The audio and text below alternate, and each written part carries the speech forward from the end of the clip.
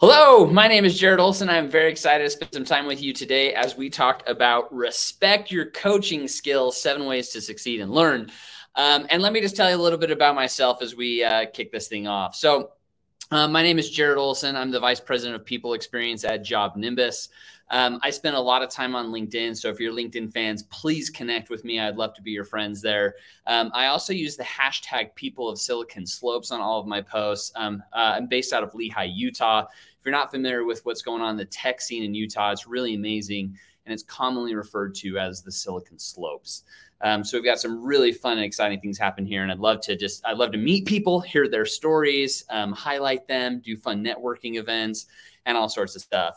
But what I'm most passionate about in life right now is the concept of respect coaching styles. So let me tell you a little bit about this. This is actually research that has been conducted by Dr. David Morelli.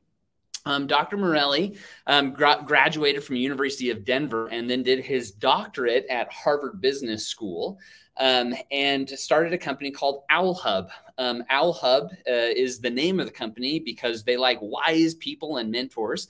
They do a lot of executive coaching and help people level up in their own coaching styles. And then it's a hub because they bring everybody together.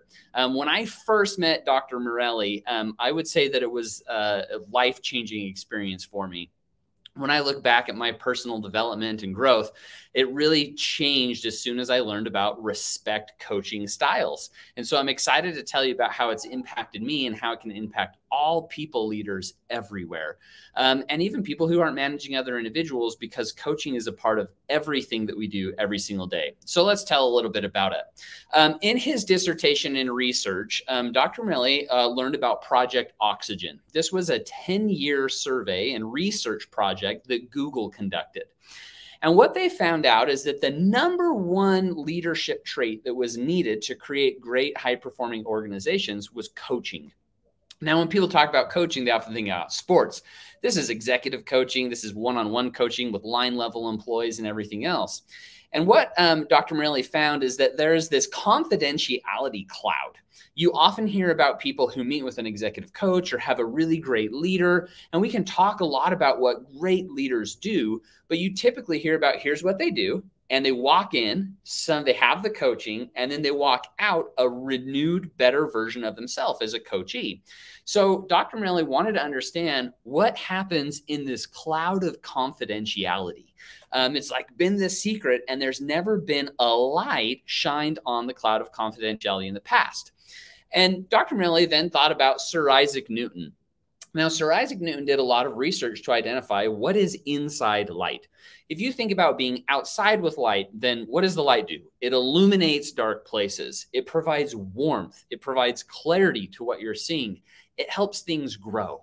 And Sir Isaac Newton learned that if you shine a fragment of light through a prism, that it then shows you a rainbow, and there are 7 different colors inside the rainbow. And so Sir Isaac Newton was onto something, and Dr. Morelli continued his dissertation to identify what are the rays of light that are coming out through this confidentiality cloud, which is coaching. And so in his dissertation, he actually interviewed 16 different high-level executives, people that come from Fortune 100 companies, military leaders. On average, the people that he interviewed had 18 years of experience coaching, 14 years coaching executives, and he coded over 2,000 different behaviors, which then identified 200 plus categories of coaching styles. And then he narrowed that down into the 7 styles of coaching. And those 7 styles spell respect. Now, thanks to Aretha Franklin for helping us remember R-E-S-P-E-C-T, right? You'll never forget respect coaching styles. That's the one thing you'll take away with you today. And it's because of her. So thank you, Aretha. But here are the styles: rallier, educator, strategist, provocateur, explorer, confidant, and transformer. So these are you shine a light on coaching, this cloud of confidentiality, and what do you find? Different ways to have individual conversations with each coachee. So let's dive into what each of these are. The very first one is the rallier. Now, a rallier is designed to move the coachee forward. It's about you progress, you've got this, I believe in what you can do. There's this like excitement in the emotional tone that motivates people. Often rallies are there to measure results and make sure that you're achieving those things that you're trying to do. You're building action plans and you're motivating individuals. A common question that might be asked in a rally or coaching style, the coach would say, by when will you do it? Right? Driving that coachee forward to achieve their result. The next coaching style is the educator. The educator is there to fill skills and knowledge gaps that exist. It's about teaching people and also about helping people learn what they should be doing as well. Because you're sharing tools and practices, best tips and tricks. And as you are attending HR Mavericks today, you are learning in an educator style. This isn't like a back and forth discussion. I'm here to educate you about coaching styles thanks to the Respect Coaching Framework. So you might ask as a question during an educator style of, well, how can you apply this? Right? What have you learned that you can apply here? And somebody might also say, here's some info that might be helpful to you. And then teach a new framework or a new concept. The next coaching style is the strategist. The strategist is there to fix problems, right? To solve an issue. Because they like to identify patterns. You may have found yourself going out to a restaurant, right? You're standing at Jimmy John's, it's freaky fast, and you're like, how do they operationalize this? How are they going so quickly? What's the role of each person? And then you might identify a deficiency and say, oh, I think I know how I could actually fix this, right? If your brain is constantly doing that, then you probably live as a strategist coach because you want to give advice, guidance, and you want to solve problems. So when you want to solve things, a strategist is also looking at like questions such as how prevalent is this? Because if a customer support representative comes to you and says, hey, we're getting a really low CSAT, you might be saying, how prevalent is this? Is it from a certain customer base? Is it from a certain geographical region? Is it from chat, from call, from email, right? You can see how you're trying to solve where is this actually coming from. The next coaching style is the provocateur. The provocateur is there to challenge thinking and actions and to help people see holes in their logic. It often comes across as saying the uncomfortable truth and speaking the unspeakable. This often makes people squirm. So imagine you're coaching somebody and you ask them the question, why would you do that? Oh, did that make you a little bit uncomfortable? Right. And I was kind of rude with that to get the point across. But you may say something like a little bit softer, but still poking a hole of, well, why would you do that? Or that doesn't sound quite right. Can you see how maybe that makes you a little bit uncomfortable because you're saying what people might not want to hear? The next coaching style is the explorer. The explorer seeks out new thoughts of ideas. It helps with self-discovery. What is the unknown possibilities that exist without there? And how can I learn more about myself on the journey? You see an unknown horizon. You don't know where you're going, but you want to know how to get there through exploring those things. This is a lot of brainstorming, innovation, curiosity.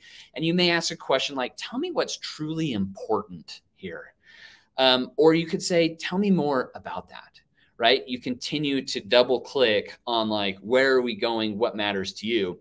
Most coaches use explore without even realizing it by starting a conversation with like, what would you like some coaching on today? Now that's an explore question because I have no idea what the coachee is going to say that they actually want coaching on. And so it takes you in unknown paths. The confidant is your C.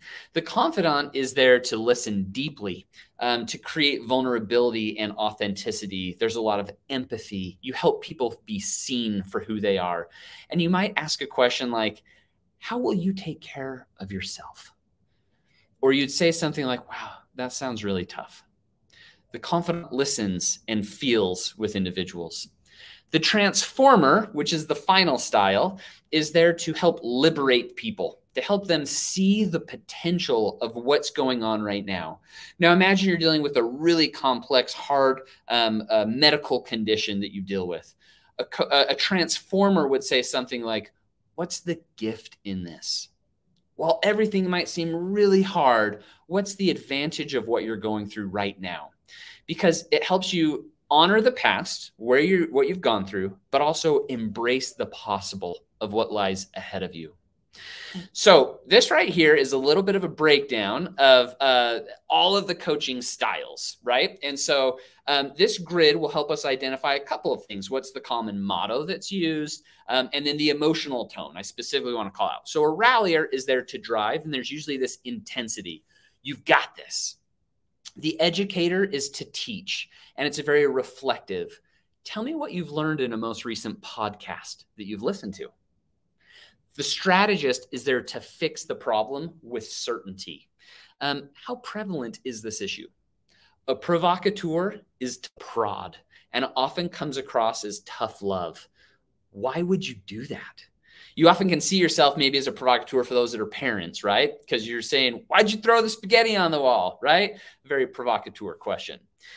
Explore is to discover, and there's a lot of curiosity. What's important to you? The confidant shows compassion and is there to hear and to listen. How are you going to take care of yourself? And then the transformer provides hope to liberate people, right? What is the gift within this mess right now? So let's ask a question. This is probably the most common question that pops up when I'm coaching people. Do I need to master all of the styles? And I would like to ask you a question in return. And my question is this. How committed are you to your team? All right, for a second, what kind of coaching style is that? Well, if you squirm for a second, you might say provocateur, and you'd be absolutely correct, right? So here's why I asked that question. Which of these things could you do without? Can you do without achieving goals, building team skills, solving complex problems, making better decisions, innovation, creativity, creating safety and trust, or maximizing potential? Which of those could you do without? It's kind of a rhetorical question because the answer is you can't do without any of them, right? And these are the 7 different styles of respect coaching. So let's talk about the coaching process model for just a minute.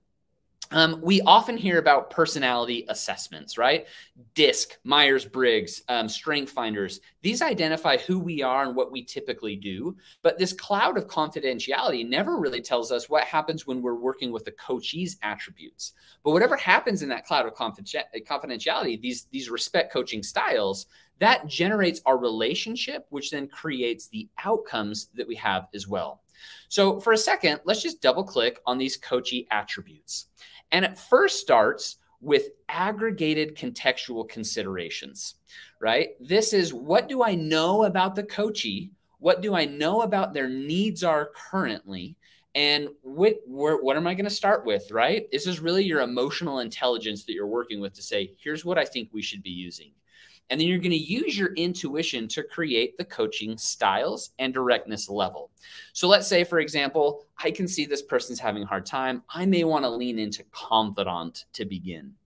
So my coaching style is confident. My directness level would be, let's just say, direct.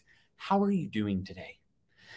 Indirect confidant would say something like, you know, I would really love to know how you might be feeling at this time as you're going through these things. It's a little bit longer to get there, right? A little bit more indirect. And the technique could be a question. It could be an open or closed-ended question. It could be a story. It could be a statement or something like that. The coachee is then going to give me some feedback, and I'm going to use that to go to the very beginning of the aggregated contextual considerations to ask the next question, which during that confidant may be provocateur. And I may say, oh, I need to poke a hole in this logic for a second, right? And then I'll loop all over. So you use different styles. The secret to coaching process is you tailor it to the needs of the coachee, not just what the coach likes. So let me share with you an example of your coaching styles. This is Jordan. Jordan actually took the survey and identified how she coaches other people. Now you can see in here that she's very high on confidant. She's a 9 out of 10 on confidant. She loves to get that comfort space and she loves for people to talk to her, but then she leans into strategist. So tell me how you're feeling. Let's fix it. And then at the end is rallier. You got this. I believe in you. She's also high on her expression style of indirect. How might you be feeling? What are some ways you feel that you could solve this? What might your next steps be? And that's how Jordan likes to coach people. But it's not about how you coach. It's about what does your coachee need. This is Nick and his preferred styles of coaching. Now you can see he's much higher on all of the options. He wants a little bit of everything, but the number one thing that he wants is educator. And his directness style is direct.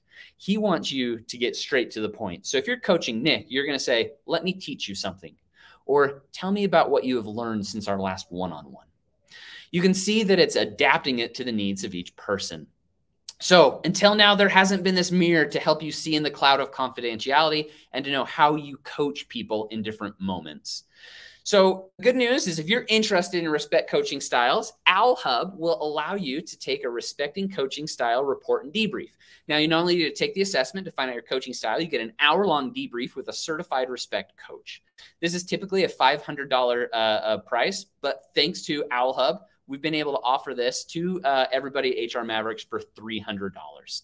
If you're interested, then you can see the link after that will allow you to sign up to get your debrief. Thank you so much for spending time learning about respect. It's been a great time hanging out with you. If you have additional questions, reach out to me on LinkedIn. You can also email me here, and I really appreciate it. Peace out, everybody.